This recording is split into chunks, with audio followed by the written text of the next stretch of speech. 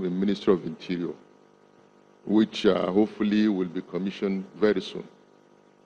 And in that situation room, which is connected to the immigration headquarters, even myself as the minister will be able to see what is happening in some of the border posts from my office. Secondly, we're also in the process of biometric registration of all irregular migrants that have overstayed, that are in this country. And part of that is to capture every migrant who is resident in this country. And if we have the data, then we'll be able to monitor the movement of such persons. And this process is ongoing. Hopefully, we'll be able to start it as soon as possible. And of course, too, you cannot do this if you don't control the database. So we also have a technology building that is in the process of completion at the immigration headquarters, which will enable the immigration service to take charge of database that has to do with every Nigerian, whether in terms of passport issuance, in terms of green card, what we call SEPAC papers, and so on and so forth. So those are the measures we have taken. In addition, like I mentioned, that this thing requires also partnership with our immediate neighbors and also countries within the region. Don't forget the fact that we always look at it, one way, that others are coming into Nigeria. There are quite a huge population of Nigerians in this sub-region, and they are going out there for legitimate business. So in a way, too, you find that the ECOWAS protocol of free movement of persons, goods, and services is also an advantage to us because we are the largest population. More than half of the population of West Africa is Nigerian. So it's in our interest to ensure that, too, that we sustain that protocol, but we must be able to protect our borders against people who take advantage to commit criminal activities. We are very much aware of cross-border issues of trafficking in persons, trafficking in arms, trafficking in drugs.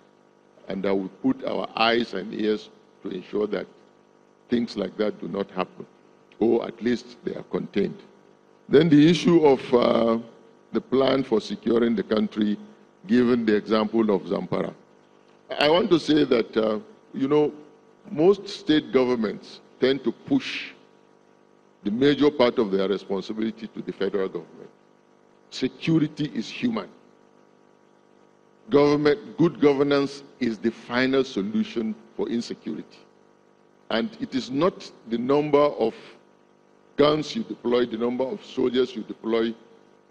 These are just touching, the symptoms. But the actual issue is good governance within the state. For the governor of Zamfara to say he's resigning as the chief security officer of the state, even if he's given all the forces in this world, he cannot use those forces to deal with those issues. Good governance is the final solution. So I want to suggest that, yeah. So isn't federal government problem as such? So as long as we take note of that, I'm sure some of these things will be sorted out. Then the other issue too is that we're in the process of security sector reform. In coming in, we realize that the national security architecture has been weakened on the one hand, and on the other hand, we are having emerging security challenges.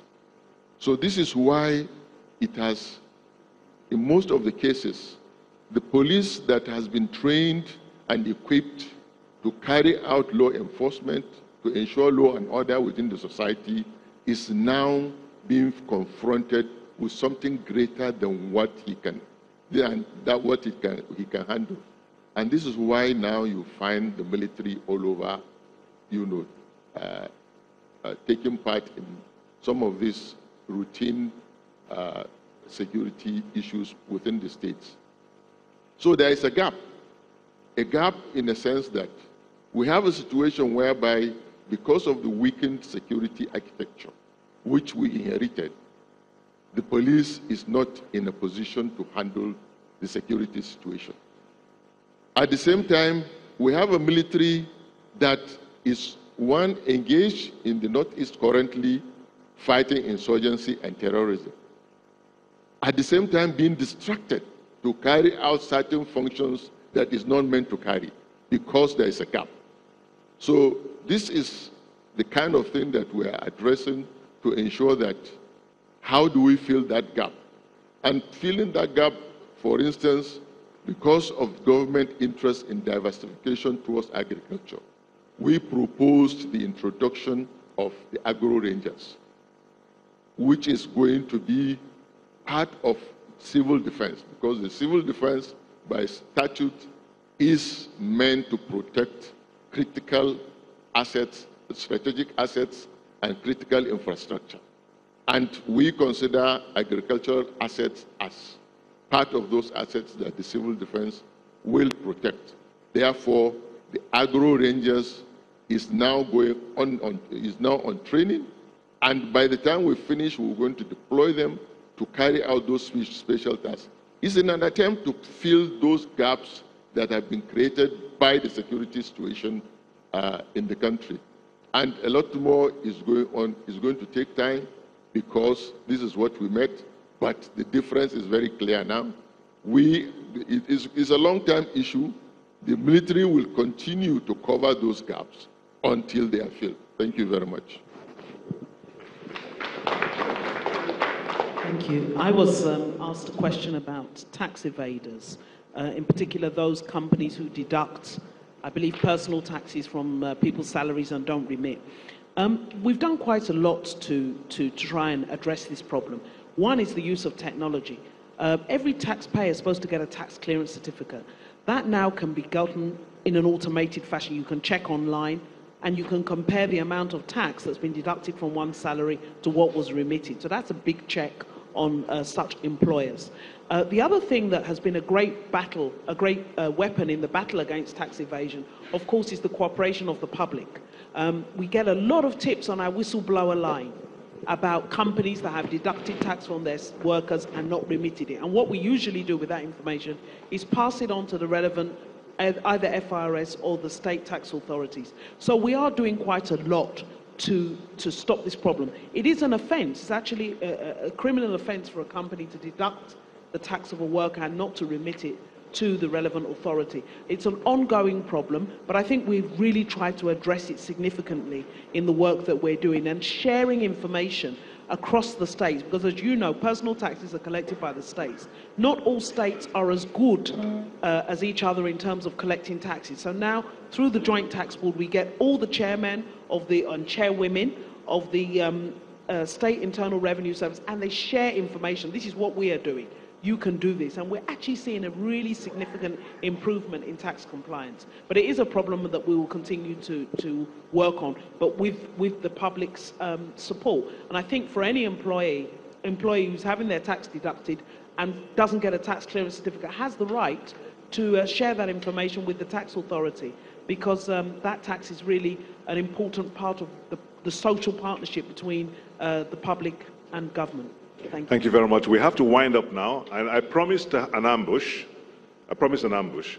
So in one sentence, you've got 9 months.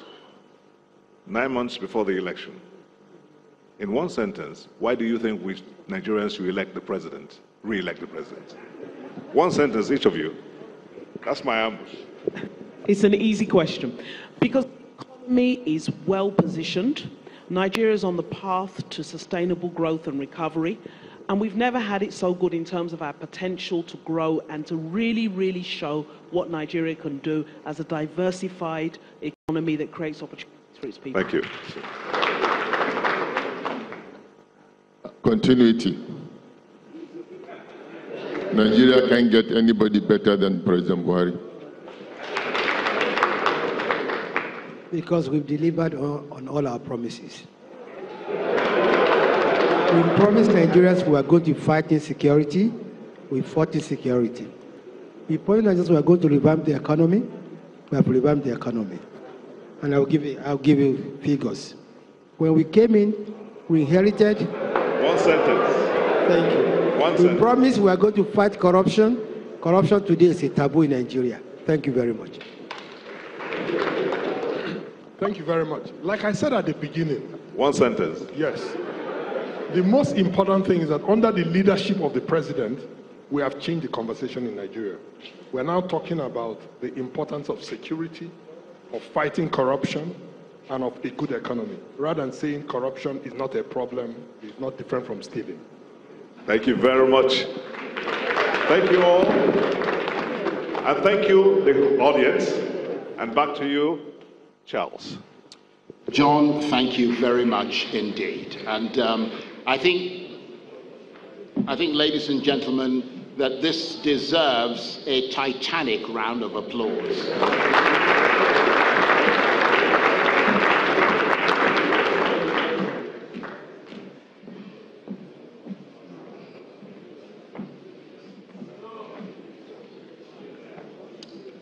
Let me extend a very, very big thank you to John Momma, who is the CEO of Channels Television and also President of the Broadcasting Organization of Nigeria, for that very stimulating conversation with some very distinguished ministers of the Federal Republic of Nigeria. Thank you to Kemi Adeosun, Minister of Finance, Abdul Rahman Dambazzau, Minister of Interior, Enelamah, Minister of Trade and Investment, and of course the Minister of Information and Culture, Lai Mohammed.